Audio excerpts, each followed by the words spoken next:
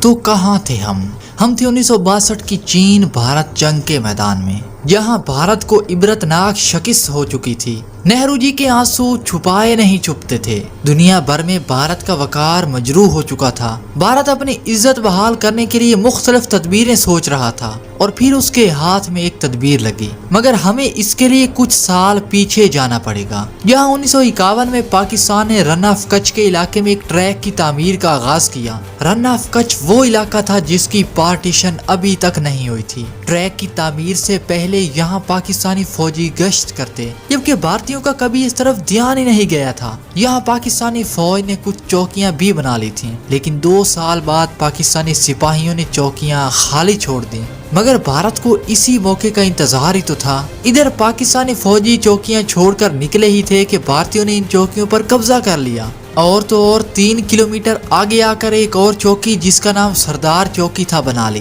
اس کے بعد مزید 2 اور چوکیاں بھی بنائیں۔ پاکستان بھارت سے مسلسل احتجاج کرتا رہا، مذاکرات بھی ہوئے، مگر بھارت کسی بھی بات پر نہ مانا، اور تو اور بھارتی فضائیہ نے رن آف کچھ کے علاقے میں نچلی پروازیں بھی کی۔ اب پاکستان کے لیے بھی مشکل ہو گیا تھا کہ کوئی بھی جنگی اقدام نہ اٹھایا جائے۔ اسی صورتحال میں جنرل ٹکا خان نے بریگیڈیئر اظہر کو حکم دیا کہ بھارت کی جانب سے کسی بھی دراندازی کی صورت میں منہ توڑ جواب دیا جائے، اور جنرل ٹکا نے حکم دیا کہ 9 اپریل 1965 کی شام تک سردار چوکی اور دوسری چوکیوں پر سے قبضہ ختم کرایا جائے۔ بریگیڈیئر اظہر نے تینوں چوکیوں کے لیے ایک فورس بنائی، جس میں ہر چوکی کے لیے 10 سے 12 سپاہی اور تینوں فورسز میں ایک SSG کمانڈو بھی موجود تھا۔ 8 اپریل 1965 کو تینوں فورسز نے اپنے اپنے ہدف کو نشانہ بنایا۔ سردار چوکی پر پاکستانی سپاہیوں نے بہادری دکھائی، کچھ بھارتی فوجی بھاگ گئے، جبکہ چند ایک چوکی پر جمے رہے۔ اتنے میں بریگیڈیئر اظہر کو خبر ملی کہ بھارتی فورسز کو کمک پہنچنے والی ہے۔ اس نے دفاعی حکمت عملی اپناتے ہوئے پاکستانی فورسز کو پیچھے ہٹنے کا حکم دیا۔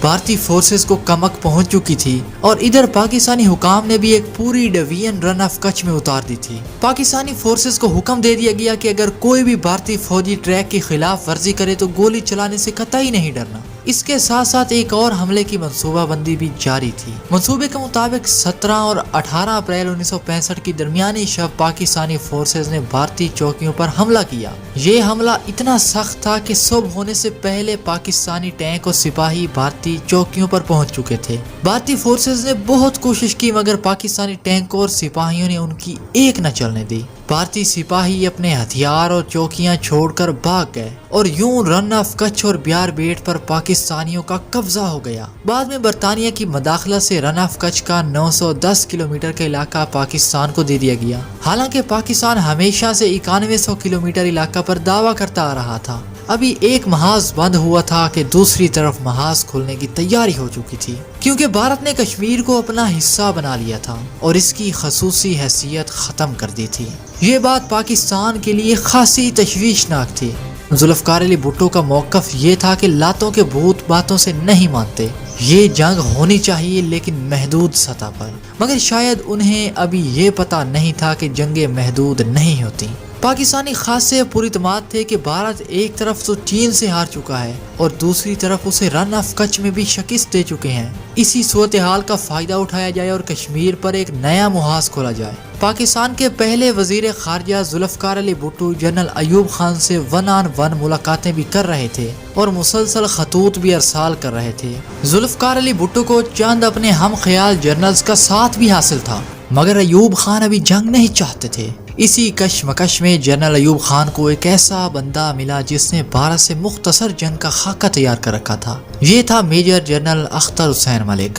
جنرل اختر ملک نے مقبوضہ کشمیر میں ایک گوریلا فوج کی مدد سے انڈین چوکیوں پر حملے کیے جانے کا منصوبہ بنا رکھا تھا۔ اس منصوبے کے تحت 8 سے 10 ہزار سپاہیوں اور مجاہدین کو کشمیر میں داخل کروانا تھا۔ جنرل اختر ملک نے پاکستانی حکام کو یہ بھی بتا دیا تھا کہ گوریلا فورس کے کشمیر میں گھستے ہی کشمیری ان کی مدد کریں گے۔ جنرل اختر ملک کے منصوبے کو جبرالٹر کا نام دیا گیا اور فورسز کی تیاری کا حکم بھی دے دیا گیا۔ جنرل اختر نے اس فورس کے لیے زیادہ تر کم عمر نوجوان منتخب کیے۔ ان کا خیال تھا کہ کم عمر نوجوانوں میں جنگ کرنے کا جذبہ دوسرے سپاہیوں سے زیادہ ہوتا ہے۔ اس مشن کے لیے منتخب کیے گئے سپاہیوں میں SSG کے کمانڈو بھی تھے اور پاک فوج کے افسر رینک کے لوگ بھی۔ فورس کو 6 حصوں میں تقسیم کیا گیا، جن میں خالد، طارق، قاسم، غزنوی، بابر اور صلاح الدین کا نام دے دیا گیا۔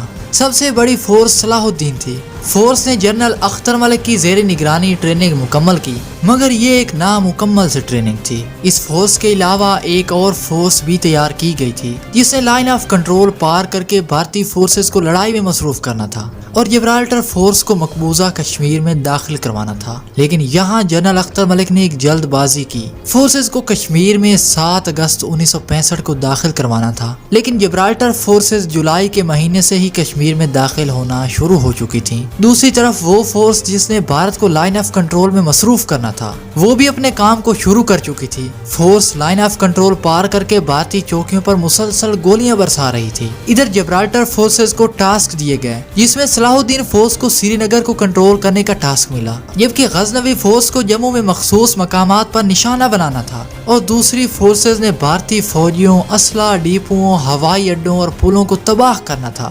مگر رکیے، جبرالٹر آپریشن میں چند خامیاں بھی موجود تھیں، جن میں سب سے بڑی خامی جلد بازی میں منصوبہ بندی تھی۔ دوسرا یہ کہ پاکستان ایئر فورس کو اس آپریشن کی خبر تک نہ ہونے دی گئی، اور تیسری سب سے بڑی خامی یہ کہ اس آپریشن میں مقبوضہ کشمیر میں آزادی کے سرگرم کارکنوں کو بھی آگاہ نہیں کیا گیا تھا۔ جلدی میں کی گئی منصوبہ بندی اس لیے تھی کہ جبرالٹر آپریشن سے بھارت کو مکمل طور پر بے خبر رکھا جائے اور بھارت پر اچانک حملہ کر کے اسے سنبھلنے کا موقع ہی نہ دیا جائے۔ لیکن اس جلد بازی کے جلد ہی برے اثرات آنا شروع ہو گئے۔ ہوا یہ کہ بھارتی فوج کو صلاح الدین اور غزنوی فورس کے مقبوضہ کشمیر میں داخل ہونے کی اطلاع مل گئی، مگر اس کے باوجود صلاح الدین، غزنوی، قاسم، خالد، طارق اور بابر فورسز دشمن پر قہر بن کر ٹوٹیں۔ جلد ہی طارق اور خالد فورس نے بھارتی اسلحہ ڈیپوؤں، فوجی چوکیاں اور پلوں کو تباہ کرنا شروع کر دیا۔ بہت سے بھارتی فوجی اس حملے میں مارے گئے، لیکن اس کے باوجود بھارتی فوج بھی قدم جما چکی تھی اور فورسز کے ساتھ دست بدست جھڑپیں بھی جاری تھیں۔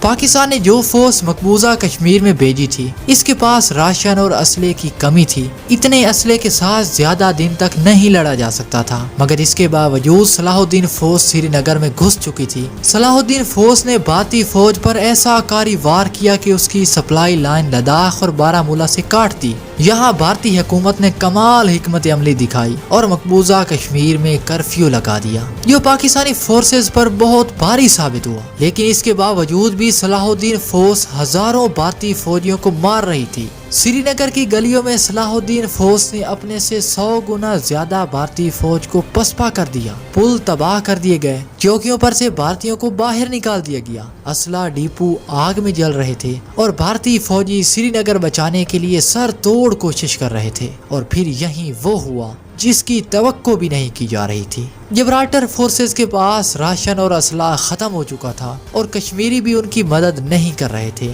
اس جنگ کے عینی شاہدین یہ بھی کہتے ہیں کہ اگر اس آپریشن کے لیے پاک فضائیہ کو بتا دیا جاتا تو صورتحال کچھ اور ہوتی۔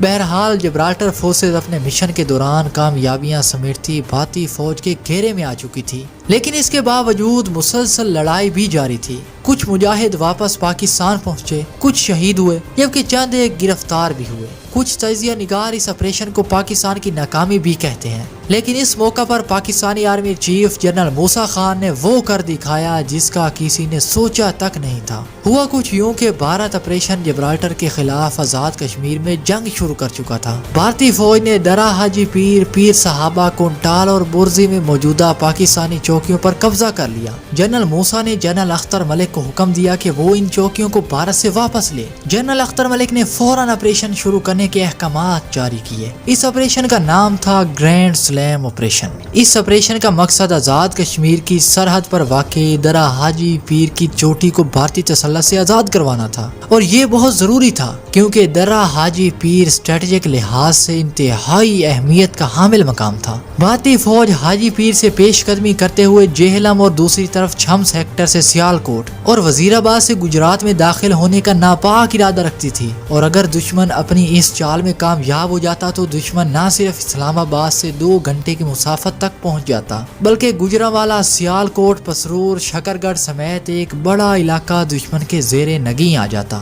بلا شبہ یہ نہایت ہی عمدہ پلان تھا، لیکن پاک فوج نے دشمن کے ارادے کو بھانپ لیا اور فوری آپریشن گرینڈ سلیم شروع کر دیا۔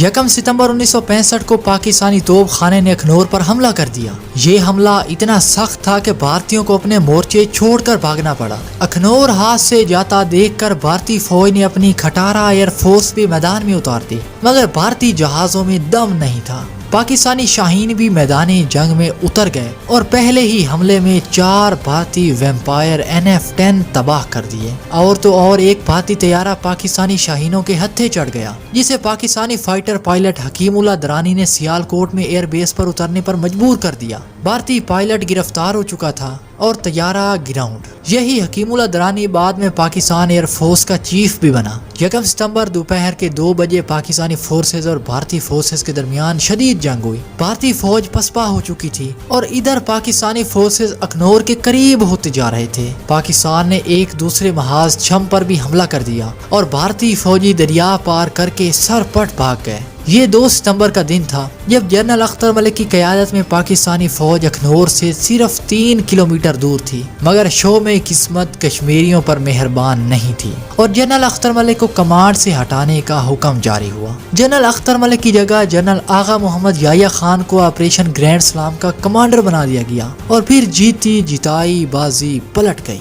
बाद में भारतीय जनरल कहते रहे कि कमांड की तब्दीली ने अखनौर बचाया, मगर अब बहुत देर हो चुकी थी और कुछ भी हाथ में आने वाला नहीं था। जनरल याह्या खान ने अखनौर की तरफ मजीद बढ़ने की बजाय वहीं रुकने का हुक्म दे डाला। जनरल अख्तर मलिक से कमांड वापस लेने का नतीजा ये हुआ कि भारतीय फौज ने अखनौर पर नए सिरे से अपनी गिरफ्त मजबूत कर ली। पाकिस्तानी फोर्सेस भी महदूद पैमाने पर नकलो हरकत कर रही थी, लेकिन ये नाकाफी था क्योंकि दुश्मन नए नए महाजों की जानिब बढ़ रहा था। पाकिस्तानी फौज अखनौर से सिर्फ 3 किलोमीटर के फासले पर थी। ये बात भारत के लिए दर्दे सर बनी हुई थी। भारत हत्तल इम्कान कोशिश के बावजूद पाकिस्तानी सिपाहियों को पीछे न धकेल सका। यहाँ पाकिस्तानी फौज ने खातिर खा कामयाबियां भी हासिल की, लेकिन ये नाकाफी थी क्योंकि जिस मिशन के तहत पाक फौज ने अखनौर पर हमला किया था वो तकरीबन नाकाम हो चुका था।